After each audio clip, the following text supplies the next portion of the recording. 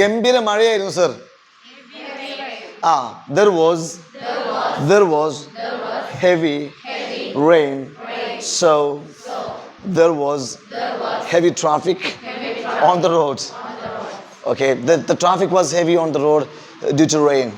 മഴ കാരണം, ഗംഭീര മഴ കാരണം എന്ന റോഡ് ഭയങ്കര ട്രാഫിക് ആയിരുന്നു. ഓക്കെ, എന്നെ മേലെ ചളി തെറിപ്പിച്ചു, കാറേനും ചളി തെറിപ്പിച്ചു. പറയില്ലേ? ഓക്കെ, പറഞ്ഞേ.